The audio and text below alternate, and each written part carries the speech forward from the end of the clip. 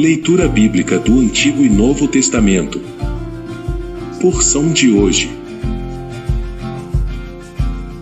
Salmos capítulo 32. Bem-aventurado aquele cuja iniquidade é perdoada, cujo pecado é coberto. Bem-aventurado o homem a quem o Senhor não atribui iniquidade e cujo espírito não há dolo.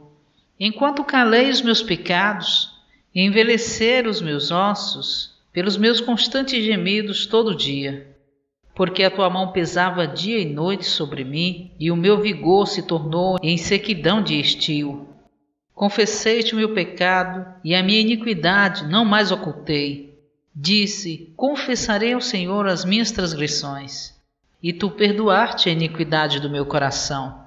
Sendo assim, todo homem piedoso te fará súplicas em tempo de poder encontrar-te. Com efeito, quando transbordarem muitas águas, não o atingirão. Tu és o meu esconderijo, tu me preservas da tribulação e me cercas de alegres cantos de livramento. Instruir-te-ei e te ensinarei o caminho que deves seguir, e sob as minhas vistas te darei conselho. Não sejas como o cavalo ou a mula, sem entendimento, os quais com freios e cabrestos são dominados.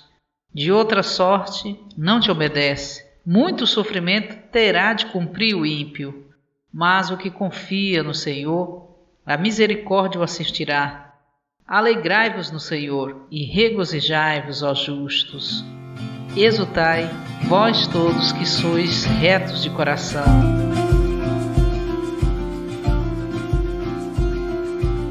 Atos capítulo 20. Depois que cessou o alvoroço, Paulo mandou chamar os discípulos e, tendo-os exortado, despediu-se e partiu para Macedônia.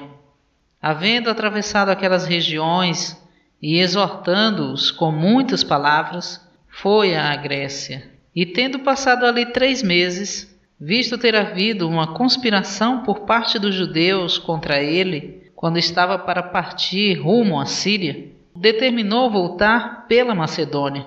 Acompanharam-no Sópatro de Bereia, filho de Pirro, Aristarco e Segundo dos Tessalonicenses, Gaio de Derbe e Timóteo e Tíquico e Trófimo da Ásia. Estes, tendo ido adiante, esperavam-nos em Troade. Depois dos dias dos pães sem fermento, e em 5 dias fomos ter com eles em Troade. No primeiro dia da semana, estando nós reunidos para partir o pão, Paulo, que devia seguir viagem no dia seguinte, conversava com eles e prolongou a sua fala até a meia-noite. Havia muitas lâmpadas na sala superior onde estávamos reunidos.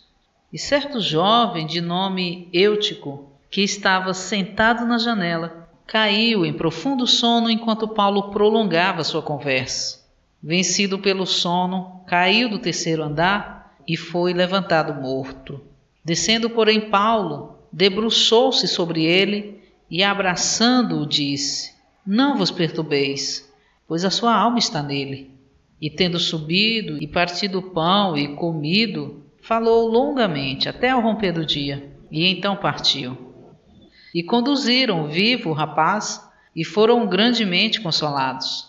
Nós, porém, seguimos à frente. Embarcamos e partimos rumos a Assos, onde devíamos receber Paulo, porque assim determinara, pretendendo ele ir a pé. Quando se encontrou conosco em Assos, recebemo-lo a bordo e fomos a Mitilene. E navegando dali, chegamos no dia seguinte defronte de Quios. No outro lado, aportamos em Samos, e no seguinte, chegamos a Mileto, pois Paulo havia decidido passar ao largo de Éfeso, para não ter de gastar tempo na Ásia, porquanto se apressava para estar em Jerusalém no dia de Pentecostes, caso lhe fosse possível. De Mileto enviou mensageiros a Éfeso e mandou chamar os presbíteros da igreja. E quando vieram ter com ele, disse-lhes: Vós bem sabeis como me portei entre vós todo o tempo, desde o primeiro dia em que pus os pés na Ásia, servindo ao Senhor como escravo, com toda a humildade, lágrimas e provações que pela cilada dos judeus me sobrevieram. Como não deixei de vos anunciar coisa alguma proveitosa, e de vos ensinar publicamente e de casa em casa, testificando solenemente tanto a judeus como a gregos o arrependimento para com Deus e a fé em nosso Senhor Jesus. E agora, eis que, constrangido no espírito, vou para Jerusalém, não sabendo o que ali me acontecerá, senão que o Espírito Santo, de cidade em cidade, me dá solene testemunho, dizendo que me esperam cadeias e tribulações. Mas em nada considero a vida preciosa para mim mesmo, contanto que complete a minha carreira e o ministério que recebi do Senhor Jesus, para dar solene testemunho do Evangelho da graça de Deus. E agora eis que sei que todos vós, entre os quais passei proclamando o reino, não vereis mais o meu rosto.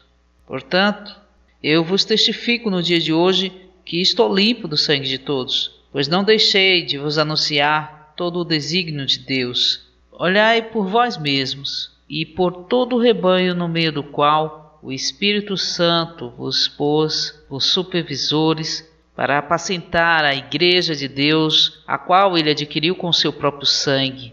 Eu sei que depois da minha partida entrarão no meio de vós lobos ferozes que não pouparão o rebanho, e que dentre vós mesmos se levantarão homens falando coisas pervertidas para arrastar os discípulos após si. Portanto, vigiai, lembrando-vos de que por 3 anos, noite e dia, não cessei de admoestar com lágrimas a cada um. E agora encomendo-vos a Deus e à palavra da sua graça, que tem poder para vos edificar e dar herança entre todos os que são santificados. De ninguém cobicei prata, nem ouro e nem vestes. Vós mesmos sabeis que estas mãos supriram as minhas necessidades e a dos que estavam comigo. Em tudo vos dei o exemplo de que, labutando assim, é necessário amparar os fracos e recordar as palavras do Senhor Jesus, que ele mesmo disse: mas bem-aventurado é dar que receber. Tendo dito estas coisas, ajoelhando-se com todos eles, orou. E houve grande pranto entre todos, e lançando-se no pescoço de Paulo, beijaram-no afetuosamente, especialmente aflitos pela palavra que dissera que não mais veriam seu rosto. E acompanharam-no até o navio.